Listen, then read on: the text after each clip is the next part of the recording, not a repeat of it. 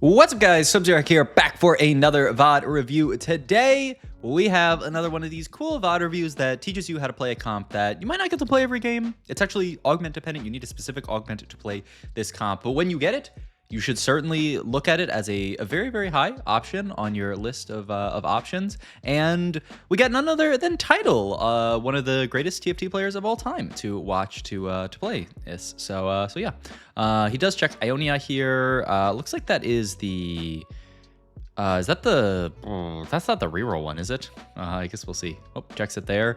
Oh no. This is extra auto attacks, right? Okay. So that one's good. Good enough to play towards Ionia. I guess like in the late game. It's not sadly like the XP one where you can really accelerate or the gold one where you can really accelerate. But I mean. If I'm Tidal and I'm in this spot here, I am looking really hard towards that Vayne. Wow, I'm surprised by his quite low prio on the Vayne here, but I think he's saying, you know what, I have this Jhin 2 here. I have Ashe as well that I can play around. He's looking at a lot of different options here. I guess Tidal, not a Demacia enjoyer. Interesting enough. And we also have this Bruiser opener, which actually ends up becoming quite relevant here. We also cannot double slam on the Ashe here. It is one of these only 2-component openers, so like really actually a little unfortunate here for, you know, Mr. Tidal. Also, I mean, we don't really have the items to slam 2-play Ashe Trin anyway. I guess had we got dropped like a bow or something, maybe it's doable.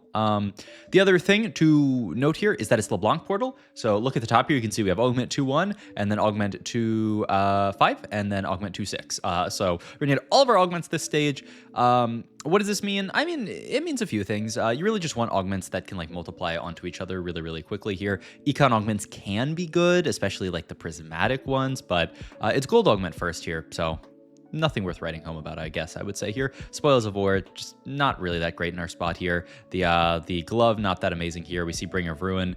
I would be interested in just the true 2s or 2s company 2s something augment here that gives you a 2-star 2 cost here. But he actually really likes he's looking really hard at this Path in Flames one, the one that gives you a Sunfire Cape, and then your units that hit a burning unit get that Omnivamp, which I think is a cool pickup here and is pretty solid onto this Dr. Shmundo here. So we can level and actually play a pretty solid Ionia board here to start off the game. Also interesting spot on that enemy board there, the double Archangels with the Archangels augments. It's kind of woke. But this will be our opener for now. And for now, we don't really have, I would say, a crazy line into any kind of comp that I'm like, you know, jumping for joy to play here. I guess by default, we would look towards playing this kind of Ionia stuff here, hopefully get a bow at some point, because we have 0 bows. That's the big downside. Maybe we could just play towards some kind of more of like a Freljord line from this spot, just because our only items that are open right now are Rod and Belt, and so, you know, no gloves open, or no gloves, no bows open makes it a little scary, I would think to play into Ionia. We do rotate into a Tryndamere player who does have Darkened Scythe, which is, we talked about in our last video about how broken Darkened Scythe is in the Rek'Sai reroll comp, but Trin reroll also fantastic with this Scythe here. Do pick up, yeah, actually a bit of a bilge opener here. And so Tidal, yeah, gonna sell off the Dr. Mundo here, double slam here. And yeah, the second he actually sees the Nautilus says, I'd actually rather play Bilge here. I think it actually makes a lot of sense from the perspective of we took this Sunfire augment. Bilge succeeds really well when you have early items because it allows you to get to stuff like a triple item Graves really quickly, a triple item Nautilus too, and so I like this swap from Tidal a lot here, though it's going to get kind of interesting based on our next augment here. Item-wise here, if we are thinking of playing, you know, into Bilge, stuff like Glove and Sword are usually what you would prioritize here. There is also a Nautilus with Rod, I guess, but yeah, we're just going to take the Sword here with the idea that we're playing Bilge, and, you know, we want to play towards that. Also, a lot of Warpath players in this lobby. But here's where the game gets quite interesting, right? Second augment here. We have this BT augment here, Warlord's Fury. This is the one where like your units slowly stack up stacks, and the Archangel's augment here. To me, none of these, once again, are worth, you know, jumping out of bed for. Nothing I'm that excited for. I guess I would begrudgingly maybe, I don't even know. I guess take the Arcane, I don't even know. Begrudgingly, maybe take like the BT one, I guess, if you have to. And we roll. We do see Raining Gold, which lose a little bit of value when you're getting it on 2-5, but not too bad. Yeah, this worth the wait. I just, it's gonna take you so long to 3-star unit. I think this one's basically untakeable here. But we roll this and we see Lifting Competition. Now, if you guys haven't seen and taken this augment yet, then boom, here's the text of this augment. At the start of each round, if the combined health of all your unique bruisers is high enough, gain a reward and increase the threshold up to 4 times, gain a Shen and a Cyan. And what actually kind of inspired this video is this tweet from Demacian Raptor, which is this way that a lot of people are talking about this augment. It's really good, but not for the reason you think. Instead of rolling for Bar 3 Aphelios 3, and consider instead pushing levels and playing 6 Bruiser, and then duo carrying Volibear. The loot tables for this are such that even if you cap out at 14k health, because you're never going to get to 36k health without rerolling something like a Scion 3, even if you cap out at 14,000 health, you're getting 28 gold and a Spirit Visage and a belt, buddy, which is actually, I mean, a lot for a gold augment. Obviously, it's delayed, so, you're not... If you got all that instantly, to be the most broken augment of all time. But even delayed, that's quite solid. And so you can see title here, without actually even a great spot. We sold our Dr. Mundo. I thought we were going to hold on to this Mundo and then, end up playing this. But he didn't know that he was going to take this augment. But he thinks this augment is so good that we're actually just going to grab it even from this spot here. Throw the Scion on the board, start stacking him up. Throw the Draven onto our board as well because he fits nicely. And this is our line here, as we are going to play Lifting Competition and push levels here. I guess the other interesting thing to call out in this lobby is that because Title thought that he was playing Bilge, he opted to not unlock Bard because he was thinking it's a little bit awkward. Okay, last augment here. I don't love aura farming that much. I will say the upside to this spot is that, aura farming, the downside is you play down an augment all of stage 2 and stage 3, but you get the 4-3 unlock. The upside to aura farming when it's delayed by LeBlanc Portal is now we've skipped the entire stage 2 that you would normally play down aura farming and just skip straight to 2-6. So this is actually a pretty, you're only now really sacking like 1.5 stages instead of 2.5 stages for aura farming. I would just want the solo plate because Armor Damar is really good on bruisers. But would I be shocked if he takes aura farming?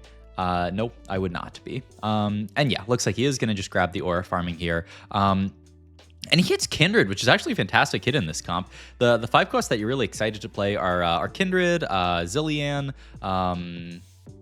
Aside from that, I mean, obviously Volibear, but you can't hit that off of the augments. That's the funny thing is you're guaranteed Voli later, but you cannot aura farming a Volibear that you have not unlocked yet, which is funny. And yeah, you'll see title here, just team planner out an entire bruiser board with a Yunara on it later and a Kindred. The idea is that, Yunara obviously fits very easily because you are playing Vertical Bruiser. You're just going to be playing 2 Ionia for free, and so Yunara fits in, quite nicely as your 3rd Ionia there. And then, the Kindred that we are obviously going to unlock can fit onto the board as well. So, yeah, our game is kind of solved for us low-key at this point. You can also see I still have it open, right, in Raptor's tweet where he talks about... there's basically like 2 main lines you can play this into. You can play this into this Yunara line, which is very likely to be what we are going to play here, this basically this board. And you can also play more like kind of like AP setups, Zilean, Lissandra.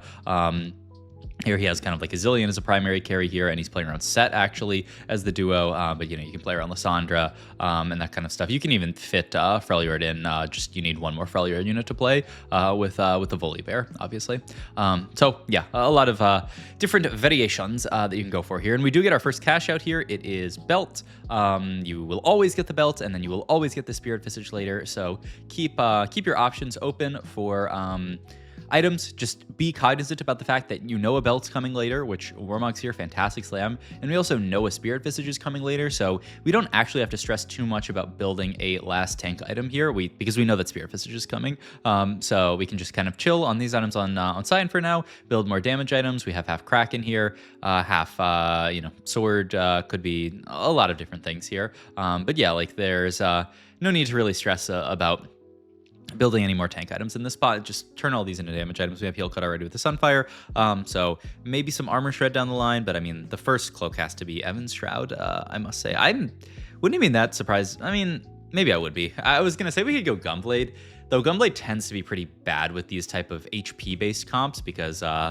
the effectiveness of the HP is just a lot lower on, you know, a bruiser comp than it is on like a comp where you have a bunch of armor MR, say a defender comp, because, you know, 1 point of HP on a bunch of armor MR is more than 1 point of HP on less armor MR, if that makes sense. Usually I talk about this kind of stuff, but hopefully it makes sense. But yeah, I mean, title's still just kind of chilling in this spot here. I will say, the spot doesn't look that amazing. The upside is obviously we have aura farming on the way. We have the extra gold from lifting competition on the way. So we're expected to lose some of these fights and just be a little bit weak in general here. But the hope is that we can cap out, you know, a lot higher, especially once we get to the Volibear. The Volibear, a really fantastic duo carry on this board, and just an absolute monster. And yeah, sadly, you're never gonna get to like the Hellfire Hatchet and Titanic Hydra cash out. You would love to hit that, but it's just, it doesn't happen. Ooh, Tidal tries to take bow here and actually gets sniped by this guy, so ends up having to take sword here for, I guess, Deathblade, and he's just gonna go IEDB, hopefully Kraken. That's it's actually really rough because you know, you're not promised that you're going to get this this bow necessarily. You hope that you get it here. Oh, also a little bitty roll there from Tidal, just looking for something extra to fit on the board here. Oh, actually is going to play 5 Bruiser on this board and fit Teemo in so that he can unlock the Koboko here, level 7 here. So we just need the 6 units in to unlock Koboko, and we have 5 Bruiser plus Teemo. Actually makes our board pretty weak here, but we were just trying to accelerate that lifting competition, right? The faster you can unlock Koboko on 7, the faster we can get to those bigger cash outs here. So yeah, gonna take a loss here, but it's our 3rd loss in a row, not the end of the world regardless. We are going to get our cash out here from that, and we get to play 6 Bruiser now, so really fantastic. Board here. Picking up the Wukong was really, really nice. And yeah, the Spirit Fist just immediately goes onto the Scion here. Scion is almost always going to be your main tank until you get to the Wukong too, just because you get him off the Augment, especially if you take this 2-1, which is normally when you're going to be taking it. This is kind of a weird game because Tidal got it later with the LeBlanc portal. But usually you're going to get Scion 2-1, be stacking him up, and he's actually going to be kind of a monster by this point in the game. I mean, you can see even still, this is a Scion 1, and he is pretty unkillable here. I wish we got to see the damage tanked there from the Scion, but it was kind of insane. This guy is just a bit of a monster in this spot here. Also, yeah, at this point, we're just looking at pushing level here. Hopefully picking up a Yunara. Could also even just throw a random Noxian in for that, but very, very likely Yunara will be our addition to the board. And the Draven can actually stay and hold the items. Oh, wow. He made Gwinsu. Huh. I thought for sure this was going to be a Kraken Slam. I think so many people are a little bit lower on the Gwinsu than they are on Kraken. Interesting. I don't actually understand that. I mean, I guess this idea is that because we're playing 6 Bruiser, we are playing for a much longer fight, right? And so the scaling from the Gwinsu is going to be quite important. The other thing is this allows us to make Even Shroud, and it allows us to, you know, we already have the DB, so we don't need the Kraken as much. Okay, well, just goes to show that maybe you shouldn't, you know, build all your items off a tier list. Maybe you should just, you know, build the items that make sense. And I mean, he ends up, I'm just surprised he insta-slammed that Gwinsu, but it makes sense here. Down at 29 HP. A little scary for Tidal here, but he does pick up the Draven. He does level to 8 here, which is going to allow him to unlock Volibear here. Does pick up Yunara here, who's a great in on this board. And so we are kind of back a little bit here. And I think we hit enough upgrades to cash out the last tier of lifting competition. I think the Scion plus just having the Koboko 2 will be enough here. I think so, because it looked like we were quite close before there. And yeah, it's not hard to get to 14k HP. Obviously, the one after that is, like I said, pretty much impossible without some really strange stuff happening when you don't reroll. But that's okay, because you're still getting an insane amount of value from this Augment here. And yep, there's Mundo 2. There's the big 20 gold cash out, which is huge here. We do also get our Kindred here, which is huge. And the Volibear comes onto the board. So now our spot is looking real nice. Move the items over to the Kindred, and yeah, I think we're chilling here. Also interesting that he opts to not play the Yunara. I think the idea is he just wants to, like, he realizes, you know, without items on Yunara, the Ionia doesn't really matter, and the gold gen from the Draven is actually gonna be a lot more relevant. That's kind of funny, but it makes a lot of sense, and you can see all of a sudden our spot is starting to look fantastic. 29 HP here, but almost 50 gold because we got all of that extra gold from the lifting competition. That plus 20 is just huge here. Tier item here, I mean, Redemption's never bad. You know, stuff like, you know, Vow, not too bad either. He ended up taking a cloak here, which is interesting, I guess. I don't actually know what cloak is. I mean, maybe we're thinking about something else down the line, but I don't actually know. I mean, it could be Volibear item. It could be Kraken for Kindred move DB up to Volibear, maybe. We'll see where we go with this. I mean, it's a great component for a lot of different stuff, and maybe it's up to Mortdog to decide where this goes. But yeah, we're still holding on to the Yunara because that is the way that we're going to cap later, just because she is going to be a very, very nice duo carry on this board. Though, honestly, she's more of our trio carry. It's really going to be a Kindred plus Volibear show for a lot of this game. So, honestly, we don't have to worry too much about her, but still a good unit onto the board. And yeah, I mean, the Ionia bonus doesn't really matter onto any of these other guys. But yeah, you can see at this point, it's hard for us to really get a lot more HP on this board. Obviously, Volibear 2, Wukong 2, but I believe even with both of those, you're still not really getting to the big cash out for this lifting competition, but that's fine. I mean, this is still, like we talked about, a lot of value that you get from this augment, just a lot of stabilization, and you get the best item, Spirit Visage for these bruiser type units. You get Belt, which is a fantastic component, and you get a ton of gold to play with. So it's everything that you could ever want from one of these augments, and it also gives you really nice direction into a reasonable comp that is, once again, like quite underplayed. All right, at this point, we're deciding like we're gonna go 9. We want to play for more of the max cap. Going to get the Yunara in, get Ionia in, and yeah, just looking to level up here. Usually, you saw in that screenshot that Raptor had, usually what people are playing towards is stuff like just Invoker on this board for the extra mana gen onto the entire board here, and just as a good unit for these long type fights. Zillion is going to do a lot of work here. But yeah, we're just kind of holding everything here. Do hit the bear too, which is huge here. So now we have to figure out what our items are. I mean, I'm looking at a QSS, but I don't know what would actually accompany it. I guess you could go Hodge as well. Something like QSS Hodge, but then you have to make another Even Shroud. That seems very, very bad here. Is there something better that we can make here? QSS, I mean, Glove has to either be QSS or Hodge. I doubt it's going to be Guardbreaker. Hodge seems the most reasonable to me, but then what? You have to go like Declaw. I mean, you could take Bow and go Kraken. Oh, is it Kraken QSS Redemption low key? I mean, let's see what he thinks.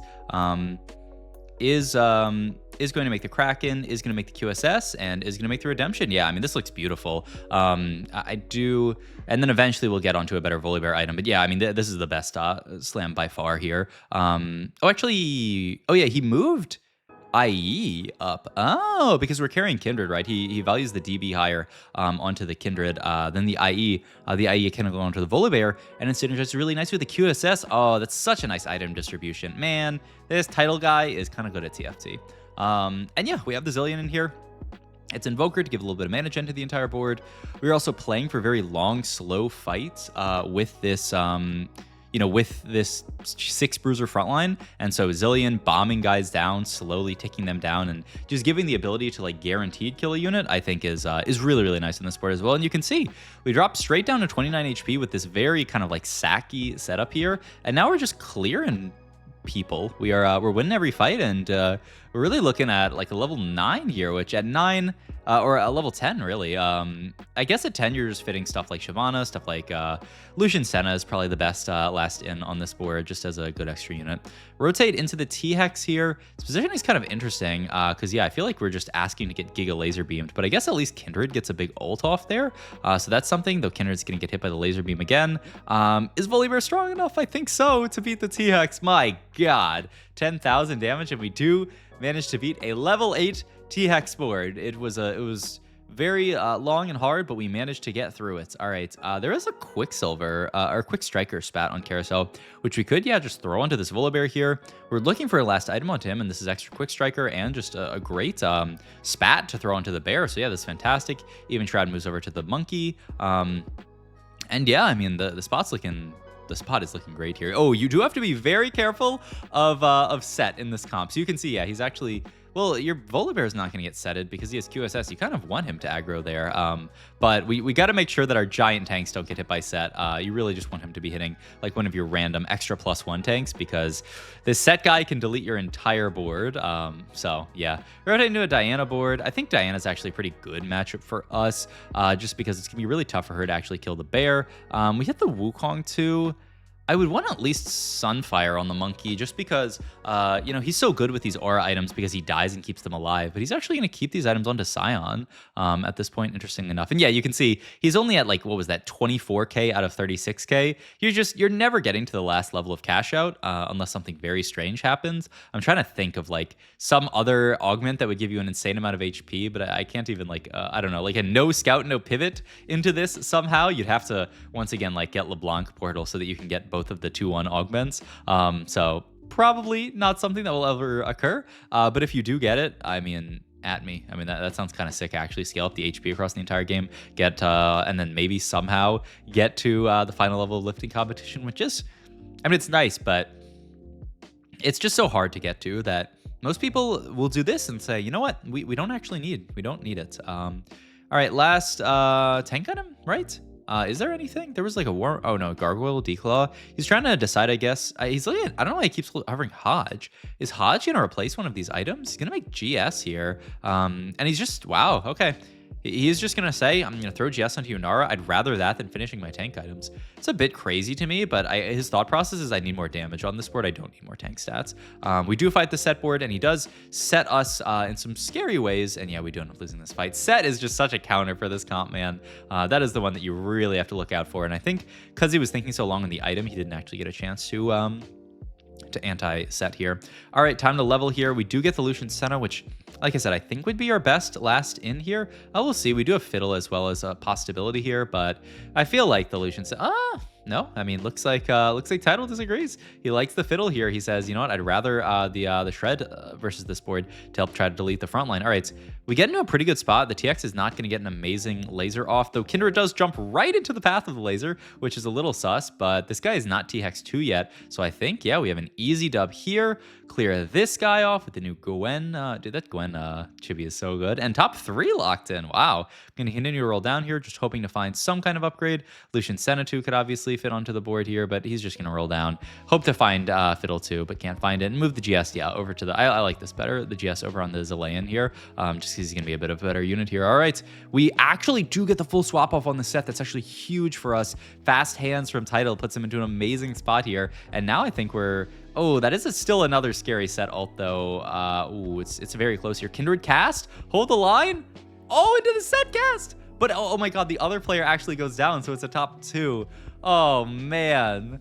Oh, that fight was actually so close. We're going to take Crown Guard here as just a solid enough tank item here. Last tank item so that we complete all these. We do have another Zilean. I guess if Tidal really thinks he's going to lose this game, he could go for... Oh, he's actually just going to play double Zilean, too, instead of this. Wow. I feel like that second Zilean is not doing that much, but maybe I'm wrong. All right, Tidal, fancy footwork again, but this time fails. That's going to be... Oh, we do actually proc the set before we cast. That's good. When the set gets back, that is going to be a big dunk. Yeah, the Volibear doing good work. It kind of just looks like this board that we're fighting is too capped, and the set is too much of a counter for this comp. But still, fantastic game from Tidal, showing perfectly how to play around this Augment and this comp. So, hope you guys enjoyed this video. As always, if you did, please like, comment, and subscribe. Check out my Twitch and Metafy. I'm links down below, and I'll see you guys in the next video. Thanks for watching, as always.